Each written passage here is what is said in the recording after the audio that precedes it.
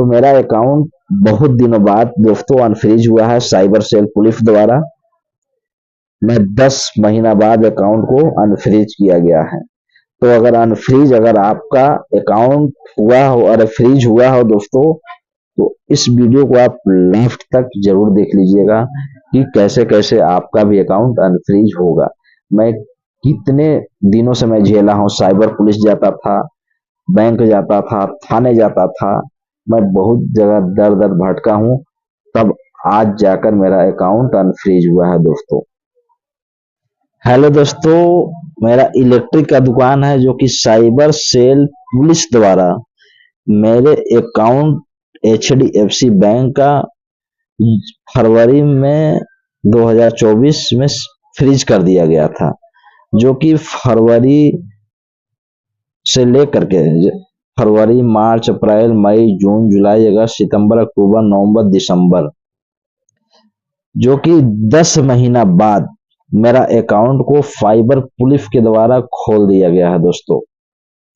बहुत ही खुशी की बात है कि मैं फाइबर पुलिस से बहुत परेशान था, और मेरा अकाउंट कैसे कैसे खुला है इस वीडियो में आप लास्ट तक जरूर बने रहिएगा दोस्तों। अगर आपका अकाउंट साइबर सेल पुलिस द्वारा अगर फ्रीज होता है तो उसको कैसे आप खुलवा सकते हैं साइबर सेल पुलिस से।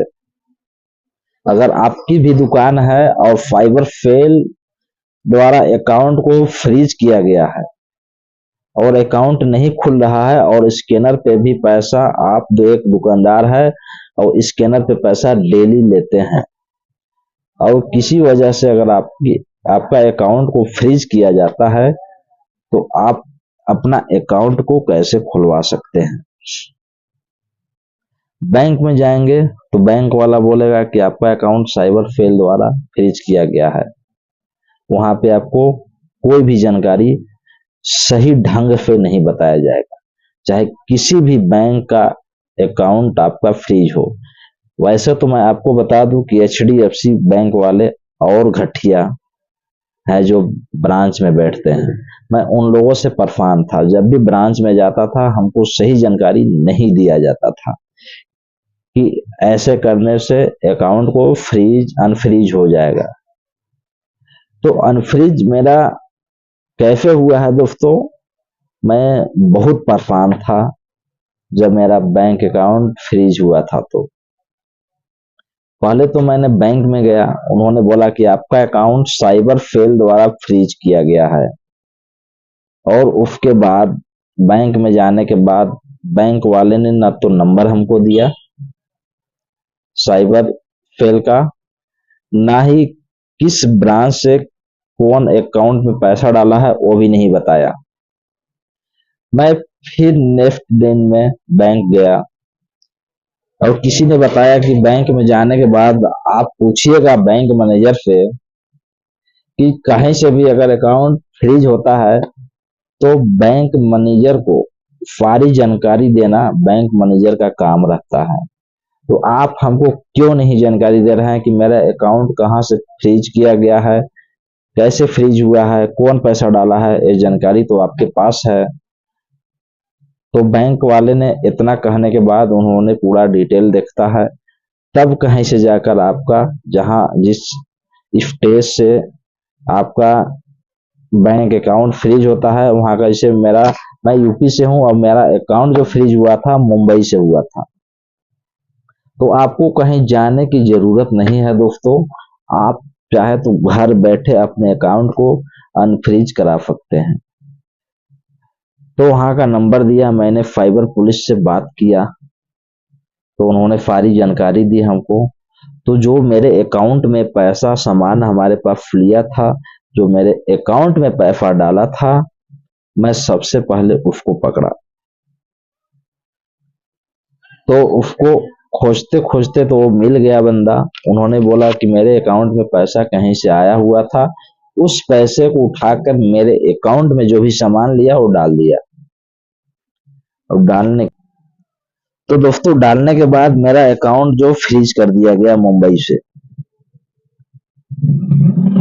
तो मैंने उनको हेल्प लिया, कि सर मेरा अकाउंट को आप अनफ्रीज कर दीजिए, जो भी बंदा उसके अकाउंट में पैसा डाला है वो सारा पैसा मैं रिफंड करता हूँ उसके खाते में, लेकिन मेरा अकाउंट को आप अनफ्रीज करिए प्लीज। उसके अकाउंट में मैं पैसा भी डाल देता हूं दोस्तों, जो मेरे अकाउंट में पैसा आया था वो पैसा मैं रिफंड कर देता हूं, जो कि मेरा फाइबर सेल द्वारा मुंबई से अकाउंट को फ्रीज किया गया था। और मेरा नुकसान कितना हुआ, मेरे पास 9,000 रुपया का बंदा ऑनलाइन पेमेंट किया था, जो कि तो उसके अकाउंट में मैंने पैसा भी डाल दिया।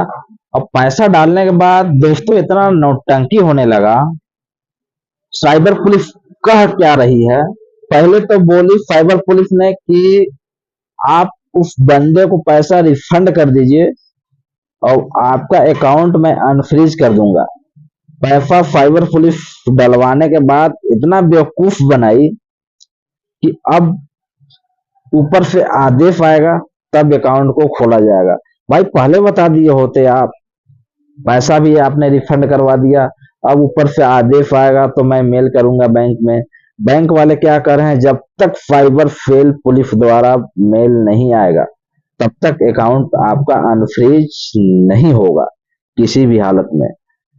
तो दोस्तों किसी वजह से नंबर भी मिल गया, जो बंदा कंप्लेन किया था वो उससे बात होने लगा। वो बोला कि मेरे अकाउंट से पैसे मिस्टेक से किसी के अकाउंट में चला गया था और वो देने से इनकार कर दिया, इसलिए मैंने 1930 पे कंप्लेन किया हूँ। बहुत ही आसान तरीका से उन्होंने 1930 पे कंप्लेन कर दिया और जो पैसा उसके अकाउंट में डाला था और वो अकाउंट से उठाकर मेरे अकाउंट में डाला था। और अकाउंट अब हम भी जहां मैं भी जहां डाला था उसका भी अकाउंट, सारा अकाउंट फ्रीज कर दिया गया साइबर सेल पुलिस द्वारा, जो कि मैं यूपी से हूं और मेरा अकाउंट साइबर सेल द्वारा मुंबई से फ्रीज किया गया। जो बंदा पैसा डाला था मुंबई का था, उसके अकाउंट में मैं पैसा भी डाला। तो क्या हुआ, उन्होंने कंप्लेन को वापस लिया। कंप्लेन वापस लेने के बाद 10 महीना में आदेश आया कि वो लीगल पैसा लिया है उसके अकाउंट को अनफ्रीज किया जाए। भाई मैं एक दुकानदार हूं, क्या स्कैनर पे पैसा लेना गुनाह है? या डिजिटल इंडिया मोदी जी क्यों ऐसे किए हैं? जो डिजिटल इंडिया में ही धोखाधड़ी हो रहा है और वो डिजिटल इंडिया से कितने लोग परेशान हो जा रहे हैं। स्कैनर पे दुकानदार पैसा लेना क्या बंद कर दे? क्या करे समझ में नहीं आता है। इसकी जांच पड़ताल विधिवत किया जाता है। जब आपने डिजिटल मीडिया या डिजिटल से पेमेंट लेने के लिए मीडिया फोरी डिजिटल पेमेंट का जब आपने चालू किया है डिजिटल इंडिया, तो इसकी अगर कंप्लेन हो रही है तो इसका निष्पक्ष जांच होना चाहिए। कौन गलती है कौन सही है? दुकानदार बिना बेवजह से फंस जा रहे हैं साइबर पुलिस के झांसे में। न तो साइबर पुलिस सुनती है, न ही बैंक मैनेजर सुनता है। तो क्या करना चाहिए? बिल्कुल घबराना नहीं चाहिए दोस्तों। मैं तो बहुत घबरा गया था कि अब अकाउंट मेरा अनफ्रीज कैसे होगा, मैं बहुत परेशान हुआ। लेकिन कंप्लेन बंदा वापस लिया। कंप्लेन वापस लेने के बाद 10 दिन बाद उसके पास आदेश आया, तो मेरे अकाउंट बैंक में उन्होंने मेल किया। जो मेल आईडी पे जब अकाउंट को फ्रीज किया जा रहा था तो उस पे मेल किया कि इस अकाउंट को फ्रीज किया जाए, और उसी पे अनफ्रीज करने के लिए मैं मेल करवा रहा था तो उस पे मेल नहीं आया। तो ब्रांच मैनेजर ने क्या किया, अपना मेल आईडी ब्रांच का दिया। मैं डायरेक्ट जहां से अकाउंट फ्रीज हुआ था उस वहां से मैं मेल करवाया अपने बैंक में। तो बैंक में मेल आने के बाद मेरा 48 घंटा के अंदर अकाउंट को अनफ्रीज कर दिया गया है दोस्तों। तो मेरा अकाउंट बहुत दिनों बाद अनफ्रीज हुआ है और मैं एक दुकानदार हूँ, मेरा इलेक्ट्रॉनिक का दुकान है मोबाइल का। क्या कोई मोबाइल लेता है या रिचार्ज करवाता है तो स्कैनर पे पैसा लेना गुनाह है?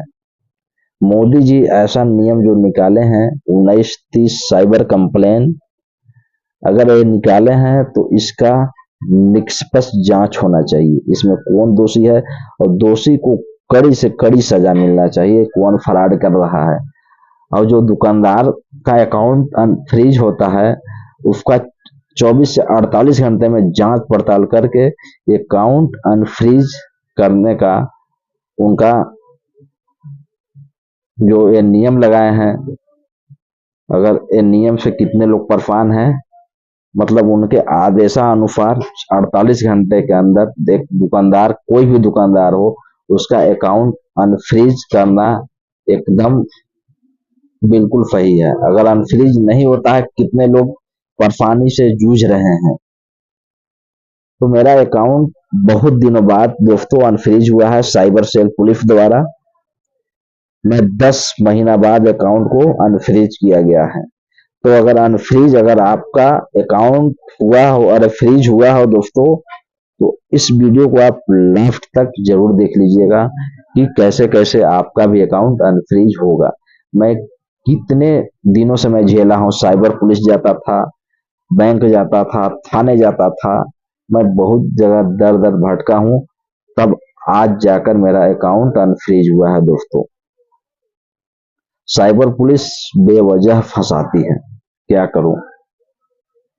तो अगर दोस्तों आपका भी अकाउंट साइबर सेल पुलिस द्वारा फ्रीज किया जाता है तो आप बिल्कुल घबराए नहीं, उस नियम का पालन करें, आपका भी अकाउंट जरूर अनफ्रीज होगा दोस्तों, अगर आप लीगल हैं तो फिर नेक्स्ट वीडियो में मिलेंगे दोस्तों।